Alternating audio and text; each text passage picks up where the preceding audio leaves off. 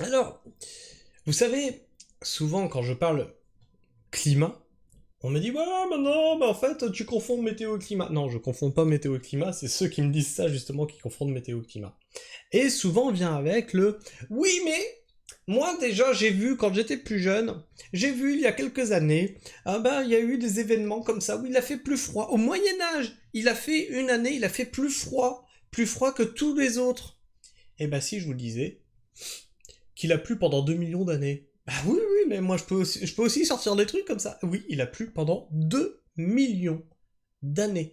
Ah oui, mais c'est sûr, mais après, bon, bah, si on prend les époques qui nous intéressent, bah voilà. Ah bah, c'est. Les excès de pluie qu'on a eu là, mais c'est rien. Mais non, attends, il y a eu un moment sur Terre, il y a plu pendant 2 millions d'années. Bah oui, bah c'est normal. C'est pas exceptionnel du coup qu'il pleuve pendant 6 mois sans discontinuer. Non, non, non, non, c'est logique. L'événement pluvial. Ah oui, parce que aussi, c'est pareil. Quand vous me dites, ouais, mais du temps des dinosaures, lequel? Le Cambrien, le Précambrien, le Jurassique, le Mésozoïque, le Mésozoïque, etc., etc. Tu sais, il y a plusieurs ères dans les...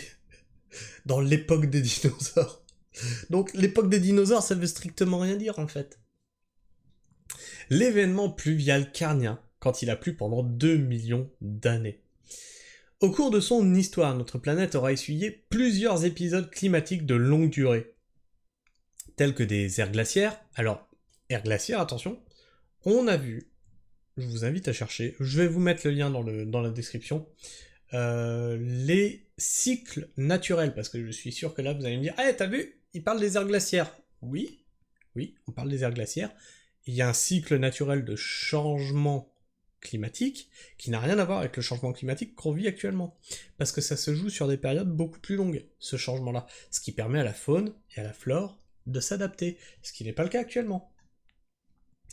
Au cours de son histoire, notre planète aura essuyé plusieurs épisodes climatiques de longue durée, tels que des ères glaciaires ou de grandes phases de sécheresse.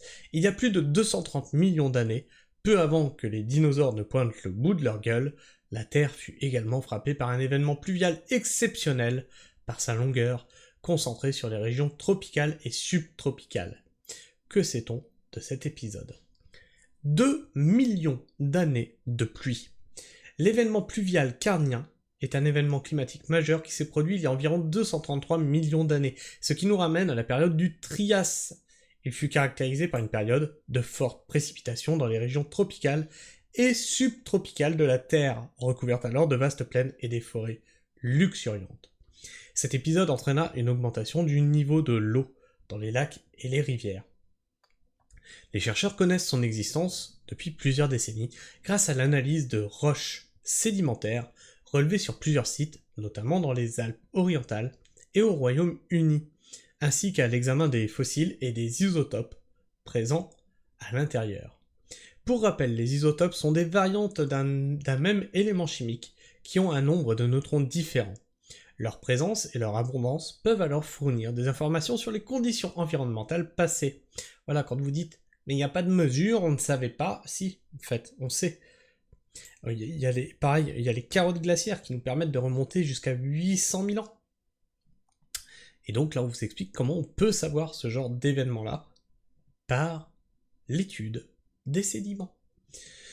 On pense que l'événement pluvial carnien fut déclenché par des changements dans la circulation océanique et atmosphérique. Ah bah ça alors, c'est ce qu'on est en train de vivre actuellement. Des changements dans la circulation océanique, le Gulf Stream qui est en train de ralentir, et atmosphérique, je rappelle que le jet stream est en train de changer. Jet stream, le vent en altitude. De la Terre, probablement causé par des éruptions volcaniques massives. Alors vous voyez ce qu'il a fallu pour provoquer ça? Des éruptions volcaniques massives. Aujourd'hui, est-ce qu'on a eu une éruption volcanique massive pour provoquer un changement du Gulf Stream et un changement du Jet Stream? Je me demande bien ce qui a pu causer ça. Qu'est-ce qu'il y a eu ces derniers siècles qui aurait pu tout modifier? Je sais pas. Je sais pas. Je vois, vraiment, je vois pas là. Donc, des éruptions volcaniques massives essuyant la province magmatique de alors là, Rwangelia aujourd'hui l'ouest du Canada. Ces éruptions auraient libéré de grandes quantités de dioxyde de carbone, de méthane et d'autres gaz. Oh, ça alors, les mêmes. Oh, le dioxyde de carbone et le méthane, les mêmes qu'actuellement, c'est étrange.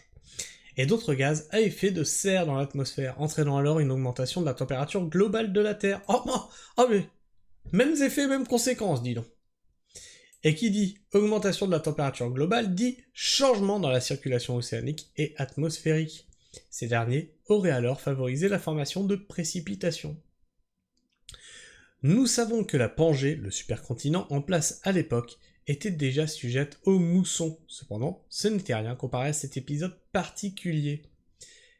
Quel impact sur le vivant? Cet épisode aura précipité la fin de nombreuses espèces animales et végétales, selon une étude publiée dans le Journal of the Geological Society. Les pluies acides générées par les éruptions volcaniques ainsi que l'augmentation des gaz à effet de serre auraient en effet conduit à des extinctions par choc de réchauffement.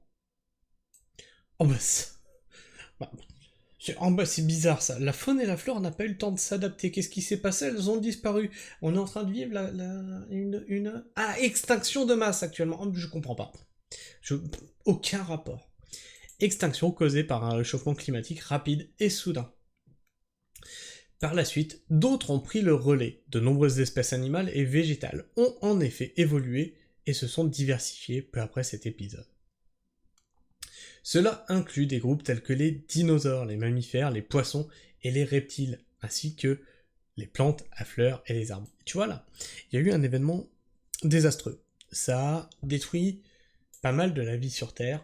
Malgré ça, il y a eu des groupes qui s'en sont sortis et qui ont créé les dinosaures, les mammifères, les poissons, tu vois. Et c'est ce que je dis souvent, c'est que quand on vous dit il faut sauver la planète, ces politiques qui vous disent qu'il faut sauver la planète, c'est pas la planète qui va le sauver, c'est le système, c'est la société, c'est ce truc qui fait marcher les hommes, hein. C'est le pognon, c'est la production, c'est le productivisme, et c'est leur richesse, voilà ce qu'ils veulent sauver. La planète, elle s'est pris un astéroïde dans la gueule. Hein. Je pense qu'elle a survécu. T'inquiète pas que quand nous on aura disparu, et qu'on aura fait l'extinction de masse qu'on est en train de faire, il restera toujours des petits trucs pour vivre et pour recréer la vie derrière. Faut pas oublier que le scorpion et le cafard, ça résiste à des radiations. Je dis ça, je dis rien. L'événement pluvial carnien aura également eu des conséquences à plus long terme sur l'environnement, notamment en favorisant la formation de vastes réserves de charbon et de pétrole. C'est comique. On se la relit celle-là. L'événement pluvial carnien aura également eu des conséquences à plus long terme sur l'environnement, notamment en favorisant la formation de vastes réserves de charbon et de pétrole. Donc, on a eu un événement climatique qui a envoyé du méthane, un événement volcanique qui a envoyé du méthane et du dioxyde de carbone dans l'air, qui a permis de créer le charbon et le pétrole qu'on extrait et qui remettent dans l'air du dioxyde et du méthane. Non, c'est génial, et qui ont les mêmes effets sur le climat. Non, mais c'est génial, on est des génies, hein. On est des génies. Ainsi, l'événement pluvial carnien, survenu il y a 233 millions d'années, est un exemple marquant des épisodes climatiques extrêmes qui ont jalonné l'histoire de notre planète. Cet événement, déclenché par des éruptions volcaniques massives, a radicalement transformé les environnements tropicaux et subtropicaux, entraînant des précipitations soutenues pendant près de 2 millions d'années. Les conséquences de ce déluge prolongé furent vastes, provoquant l'extinction de nombreuses espèces et ouvrant la voie à l'émergence et à la diversification de nouveaux groupes, dont les dinosaures et les mammifères. Les recherches sur cet événement fondées sur l'analyse des roches sédimentaires et des fossiles ont non seulement amélioré notre compréhension des impacts du changement climatique rapide sur la biodiversité, mais ont également révélé comment de tels événements peuvent influencer la formation de ressources naturelles comme le charbon et le pétrole. En examinant les conditions et les causes de cet épisode pluvial, les scientifiques ont pu reconstituer une partie essentielle de l'histoire de la Terre, offrant des perspectives précieuses sur les mécanismes climatiques et leurs effets à long terme. L'étude de l'événement pluvial carnien nous rappelle l'importance de comprendre les interactions entre les forces géologiques et climatiques de notre planète, ainsi que leurs impacts sur la vie terrestre. Ces connaissances sont cruciales non seulement pour éclairer notre passé, mais aussi pour anticiper les défis environnementaux futurs et mieux appréhender les dynamiques climatiques actuelles. Et il n'y a pas de commentaire, bien sûr, sur cet article. Enfin, bref, la pragmatisme, je ne sais pas ce que vous pensez de tout ça, n'hésitez pas à me partager votre avis et vos opinions dans l'espace commentaire, et maintenant tu connais la musique, n'hésite pas à liker, à clocher, à partager, c'est très important de partager, à t'abonner, vérifier si tu l'es encore, hein, parce que YouTube s'amuse aussi à vous désabonner, mais partager c'est très important vu que je suis Shadowban, et que la chaîne est démonétisée jusqu'à octobre, la punition dure jusqu'à octobre, et en octobre ils m'ont dit oh, tu pourras faire une demande, mais on n'est pas obligé d'accepter. Hein, tu peux faire un recours, mais on n'est pas obligé d'accepter. Donc je ne peux compter que sur vous pour faire grimper cette chaîne et pour la faire illuminer YouTube. Et pour lui dire, on existe, on aimerait bien que tu nous déshadowban là et que tu nous remettes en partenariat YouTube. Enfin bref, faites comme bon vous semble, mais surtout, prenez soin du sol et restez pragmatique. Ciao.